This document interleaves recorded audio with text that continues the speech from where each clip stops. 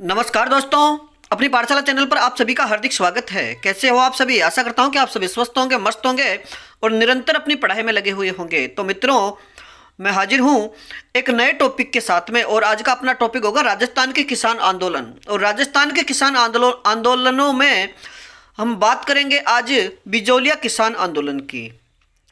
तो मित्रों, याद रखिए कि राजस्थान का यानी बिजोलिया जो किसान आंदोलन है, यह राजस्थान का एकमात्र ऐसा आंदोलन था जो अहिंसात्मक रूप से चला और सबसे लंबा चलने वाला एकमात्र राजस्थान का ऐसा आंदोलन है जो 1897 से लेकर 1941 तक चला। तो बात करें आज के पहले प्रश्न की, बिजोलिया ठिकाने के संस्थापक कौन थे? तो सही उत्तर होगा अशोक परमार। और मित्रों, याद रखिए कि अशोक परमार को जो बिजोलिया ठिकाना है, यह राणा सांगा ने 1527 में खानवा युद्ध में भाग लेने के उपलक्ष्य में उन्हें प्रदान किया था। और अशोक परमार का संबंध जगनेर भरतपुर से है। अगला प्रश्न, बिजोलिया भैंसरोडगढ़ तक यानी बिजोलिया से भैंसरोडगढ़ तक का क्षेत्र क्या कहलाता है? तो सही उत्तर होगा ऊपरमाल। अगला प्रश्न, बिजोलिया आंदोलन कितने चरणों में संपन्न हुआ? तो आपका सही उत्तर होगा 3 चरणों में। यानी बिजोलिया किसान आंदोलन कितने चरणों में हुआ? तो 3 चरणों में। और वो 3 चरण 1897 से लेकर 1915 तक, फिर 1916 से लेकर 1927 तक, और तीसरा चरण है 1927 से लेकर 1941 तक। मित्रों, बात करें अगले प्रश्न की, आंदोलन के प्रथम चरण का नेतृत्व किसने किया था? तो सही उत्तर होगा साधु सीताराम दास ने। और मित्रों, याद रखिए कि साधु सीताराम दास ने बिजोलिया आंदोलन में 1906 में प्रवेश लिया। मित्रों, बात करें अगले प्रश्न की, बिजोलिया किसान आंदोलन का दूसरा चरण कब शुरू हुआ? तो सही उत्तर होगा 1916 से। अगला प्रश्न, बिजोलिया किसान आंदोलन के दूसरे चरण का नेतृत्व किसने किया? यानी बात करें प्रथम चरण की, तो प्रथम चरण का नेतृत्व साधु सीताराम दास ने किया। और बात करें कि बिजोलिया किसान आंदोलन के दूसरे चरण का नेतृत्व किसने किया? तो सही उत्तर होगा विजय सिंह पथिक ने। अगला प्रश्न, बिजोलिया किसान आंदोलन के समय मेवाड़ के शासक कौन थे? यानी बिजोलिया किसान आंदोलन के समय मेवाड़ के शासक कौन थे? तो आपका सही उत्तर होगा महाराणा फतेह सिंह। यानी जब बिजोलिया किसान आंदोलन की शुरुआत हुई थी तब मेवाड़ के शासक महाराणा फतेह सिंह थे। और मित्रों, याद रखिए कि ये वही महाराणा फतेह सिंह है जो 1903 में दिल्ली दरबार लगा था और उसमें जाने के लिए ये अपने मेवाड़ से रवाना हो गए थे। और केसरी सिंह बारेट ने 13 सोरठे लिख करके चेतावनी रचूंगटे नाम से जो 13 सोरठे लिखे थे, उन्हीं को पढ़ करके इनका हृदय परिवर्तित हो गया और वे दिल्ली दरबार में नहीं गए। अगला प्रश्न है, बिजोलिया किसानों से कितने प्रकार के कर लिए जाते थे? तो सही उत्तर होगा 84 प्रकार के। अगला प्रश्न है, लाग बाग के विरुद्ध हेतु किसान कहाँ एकत्रित हुए थे? लाग बाग के विरोध हेतु किसान कहाँ एकत्रित हुए? तो सही उत्तर होगा गिरधारीपुरा गांव में। और मित्रों, याद रखिए कि गिरधारीपुरा गांव में उस दिन गंगाराम का मौसर भी था, अर्थात गंगाराम के मौसर पर गिरधारीपुरा गांव में एकत्रित हुए थे। अगला प्रश्न है, नानाजी व ठाकरे पटेल को किसने भेजा था? नानाजी व ठाकरे पटेल को किससे मिलने भेजा? तो सही उत्तर होगा मेवाड़ महाराणा फतेह सिंह से। अगला प्रश्न है, नानाजी व ठाकरे पटेल को क्यों भेजा गया था? तो आपका सही उत्तर होगा कृष्ण सिंह की शिकायत करने हेतु। मित्रों, याद रखिए कि नानाजी व ठाकरे पटेल को मेवाड़ महाराणा फतेह सिंह से मिलने से भेजा गया। और मिलने का कारण क्या था, यानी उन्हें वहां पर क्यों भेजा गया था कि कृष्ण सिंह ने बिजोलिया के किसानों से कई प्रकार के यानी कई प्रकार के कर लगा दिए थे और वह किसानों की बातें सुनने को तैयार नहीं थे। इस वजह से सभी किसानों ने मिलकर के नानाजी व ठाकरे पटेल को मेवाड़ महाराणा फतेह सिंह से मिलने के लिए भेजा। बात करें अगले प्रश्न की, फतेह सिंह ने किसानों की जांच हेतु किसे भेजा? यानी मेवाड़ महाराणा फतेह सिंह ने किसानों की जांच हेतु किसे भेजा? तो आपका सही उत्तर होगा हामिद हुसैन को। अगला प्रश्न है, नानाजी व ठाकरे पटेल को देश निकाला किसने दिया? तो सही उत्तर होगा कृष्ण सिंह ने। और नानाजी व ठाकरे पटेल को देश निकाला कृष्ण सिंह ने मेवाड़ के महाराणा फतेह सिंह से शिकायत करने के कारण दिया था। अगला प्रश्न, बिजोलिया में चवरी कर किसने लागू किया? यानी बिजोलिया में चवरी कर किसने लागू किया? तो सही उत्तर होगा 1903 में कृष्ण सिंह ने। और मित्रों याद रखिए कि चवरी कर क्या है, यानी बिजोलिया के किसानों द्वारा अपनी लड़की की शादी पर 5 या 13 रुपए, यानी कई पुस्तकों में 5 रुपए लिखा है तो कई पुस्तकों में 13 रुपए लिखा है। यानी वहाँ के प्रत्येक किसान, कोई भी किसान जब अपनी लड़की की शादी करेगा तो उसे महाराणा को, यानी वहाँ का जो भी सामंत है उसे 5 रुपए या 13 रुपए कर के रूप में देने पड़ेंगे। तो चवरी कर से संबंधित प्रश्न पूछा जाता है कि चवरी कर है तो विवाह, लड़की की शादी पर कर। मित्रों बात करें अगले प्रश्न की, हामिद हुसैन ने अपनी रिपोर्ट किसके पक्ष में प्रस्तुत की? तो सही उत्तर होगा किसानों के पक्ष में। अगला प्रश्न है, कृष्ण सिंह की मृत्यु कब हुई? यानी बिजोलिया के ठिकानेदार कृष्ण सिंह की मृत्यु कब हुई? तो सही उत्तर होगा 1906 में। अगला प्रश्न है, कृष्ण सिंह के बाद ठिकानेदार कौन बने थे? तो आपका सही उत्तर होगा पृथ्वी सिंह। और मित्रों याद रखें कि पृथ्वी सिंह कृष्ण सिंह के दत्तक पुत्र थे। अगला प्रश्न, बिजोलिया किसानों के ऊपर उत्तराधिकार कर किसने लगाया था? बिजोलिया किसानों के ऊपर उत्तराधिकार कर लगाया था तो सही उत्तर होगा पृथ्वी सिंह ने 1906 में। और मित्रों याद रखिए कि उत्तराधिकार कर को तलवार बंधाई कर भी कहा जाता है।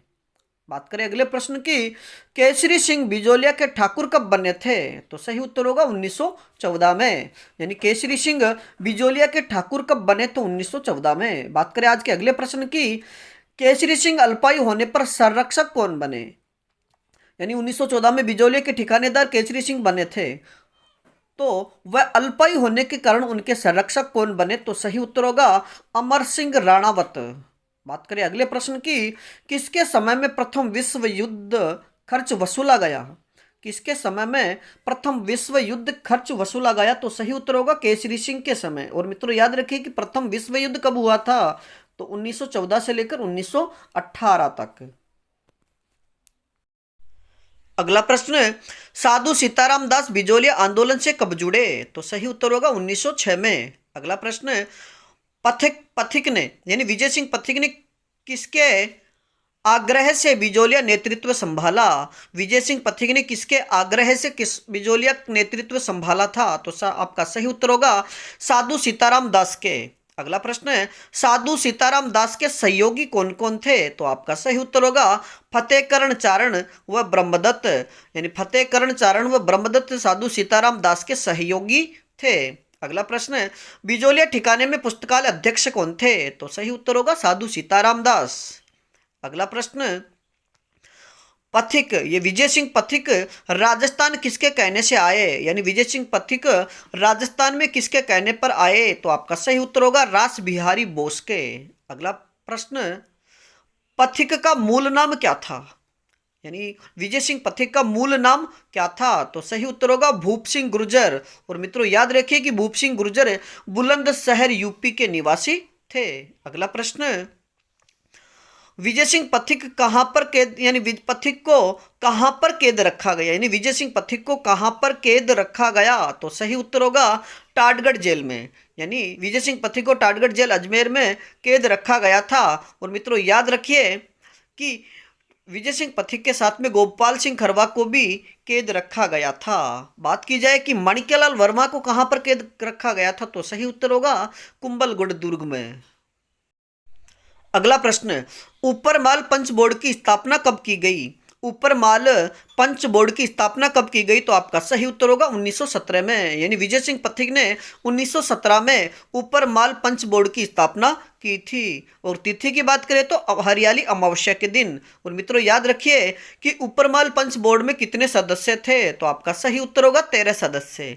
बात करें अगले प्रश्न की, ऊपरमाल पंच बोर्ड के सरपंच या अध्यक्ष किसे बनाया गया था? यानी ऊपरमाल पंच बोर्ड के सरपंच व अध्यक्ष बनाए गए तो सही उत्तर होगा मन्नालाल पटेल को, यानी मन्ना पटेल को। बात करें अगले प्रश्न की, ऊपरमाल पंच बोर्ड की स्थापना किस गांव में हुई थी? ऊपरमाल पंच बोर्ड की स्थापना किस गांव में हुई? तो आपका सही उत्तर होगा बेरीसाल गांव में। अगला प्रश्न है, ऊपरमाल डंका पत्र किसने निकाला था? ऊपरमाल डंका पत्र किसने निकाला था? तो सही उत्तर होगा विजय सिंह पथिक ने। अगला प्रश्न, प्रताप समाचार पत्र कहां से निकलता था?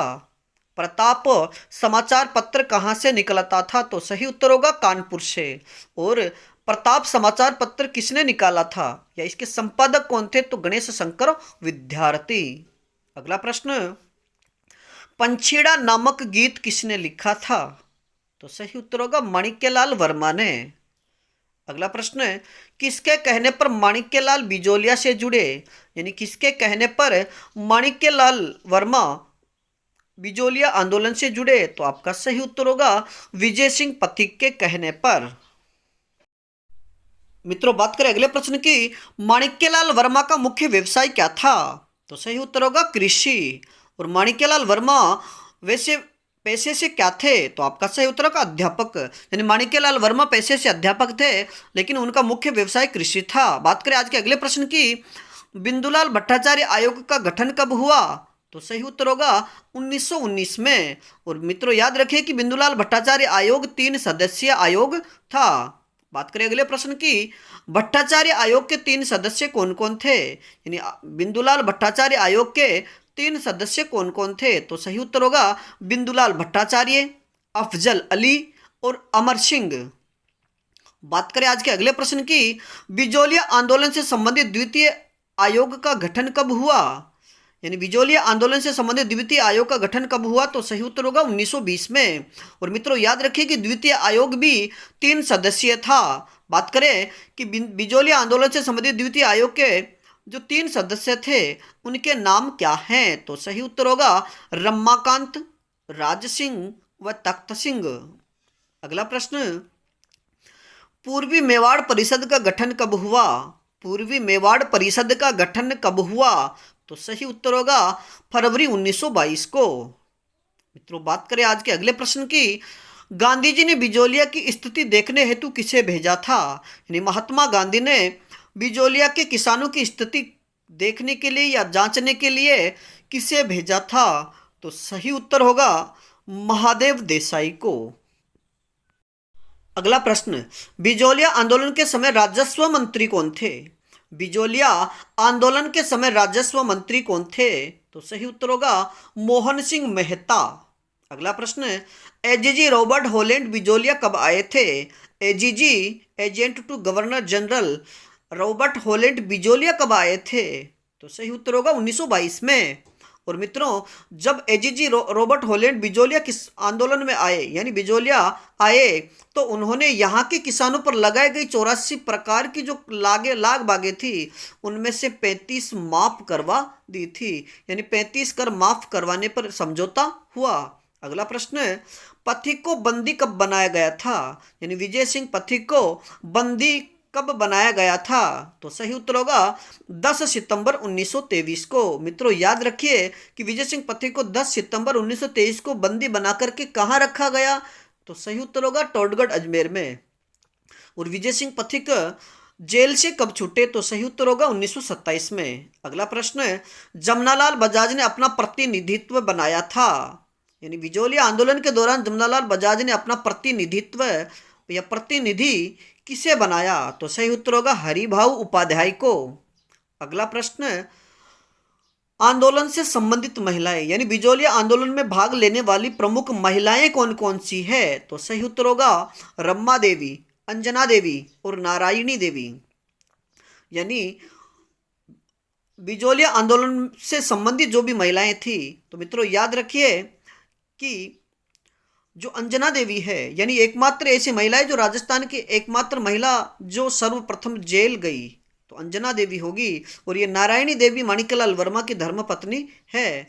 और बात करें रमा देवी की, तो रमा देवी लादू राम जोशी की धर्मपत्नी, अंजना देवी रामनारायण चौधरी की धर्मपत्नी और नारायणी देवी माणिक्यलाल वर्मा की धर्मपत्नी है। मित्रों, बात करें आज के अगले प्रश्न की, बिजोलिया आंदोलन में संदेश वाहक कौन थे? तो सही उत्तर होगा तुलसी भील पथिक जी के, यानी तुलसी भील विजय सिंह पथिक के संदेश वाहक थे। मित्रों, बात करें अगले प्रश्न की, बिजोलिया आंदोलन किससे प्रेरित था? तो सही उत्तर होगा मुंशी प्रेमचंद के रंगभूमि उपन्यास से। बिजोलिया आंदोलन को राष्ट्रीय स्तर पर उजागर किया यानी वह समाचार पत्र कौन सा था जिसने बिजोलिया आंदोलन को राष्ट्रीय स्तर पर उजागर किया? तो सही उत्तर होगा प्रताप समाचार पत्र। और प्रताप समाचार पत्र कहाँ से निकलता था? कानपुर से। संपादक कौन थे? तो गणेश शंकर विद्यार्थी। यानी कौन निकालते थे इसे? तो गणेश शंकर विद्यार्थी। बात करें आज के अगले प्रश्न की, तुलसी भील ने बिजोलिया का प्रचार किया। यानी विजय सिंह पथिक के जो संदेश वाहक थे तुलसी भील, तो उन्होंने बिजोलिया का प्रचार किया। तो सही उत्तर होगा 24 घंटों में 70 मील पैदल चल करके। बात करें अगले प्रश्न की, आंदोलन के अंतिम चरण का नेतृत्व किसने किया? मित्रों, बात करें कि बिजोलिया आंदोलन के प्रथम चरण का नेतृत्व साधु सीताराम दास ने। बात करें कि बिजोलिया के दूसरे चरण का नेतृत्व विजय सिंह पथिक ने। और अब है अंतिम चरण, यानी तीसरा जो चरण था उसका नेतृत्व किसने किया? तो माणिक्यलाल वर्मा ने। यानी माणिक्यलाल वर्मा ने बिजोलिया का जो अंतिम चरण था, जो 1927 से शुरू हुआ, का नेतृत्व किया। मित्रों, बात करें आज के अगले प्रश्न की, माणिक्यलाल वर्मा को कैद रखा गया। तो सही उत्तर होगा कुंभलगढ़ जेल में। अगला प्रश्न, रमा देवी किसकी धर्म पत्नी थी? तो सही उत्तर होगा लादू राम जोशी की। और मित्रों, याद रखिए कि रमा देवी बिजोलिया आंदोलन कब आई थी, यानी बिजोलिया कब आई? तो आपका सही उत्तर होगा 1931 में। यानी रमा देवी 1931 में बिजोलिया आई थी। बात करें आज के अगले प्रश्न की, बिजोलिया आंदोलन कब समाप्त हुआ? तो आपका सही उत्तर होगा 1941 में। मित्रों, याद रखिए कि 1897 से शुरू होकर के बिजोलिया आंदोलन 1941 में जाकर के समाप्त हुआ। लगभग ये 44 वर्ष तक चलने वाला एकमात्र राजस्थान का आंदोलन था जिसमें किसी प्रकार की हिंसात्मक घटना नहीं हुई। यानी ये अहिंसक रूप से चलने वाला आंदोलन था। और माणिक्यलाल वर्मा व राघवाचार्य, जो वहाँ के प्रधानमंत्री थे, के बीच समझौता होने के उपरांत इसे समाप्त किया गया। मित्रों, बात करें बिजोलिया आंदोलन से संबंधित अपने आज के अंतिम प्रश्न की, आंदोलन को प्रकाशित करने वाले समाचार पत्र कौन कौन से थे? बिजोलिया आंदोलन को प्रकाशित करने वाले समाचार पत्र कौन कौन से थे? तो सही उत्तर होगा प्रताप, भारत मित्र, अभ्युदय और मराठा। और मराठा पत्र किसने निकाला था? तो बाल गंगाधर तिलक ने। तो मित्रों, आज के लिए इतना ही। बाकी फिर मिलेंगे अपने नए आंदोलन के साथ में। तब तक आप अपने अध्ययन में जुटे रहिए। और इसमें किसी प्रकार की कोई त्रुटि हो तो आप हमें कमेंट्स में ज़रूर बताइए। धन्यवाद।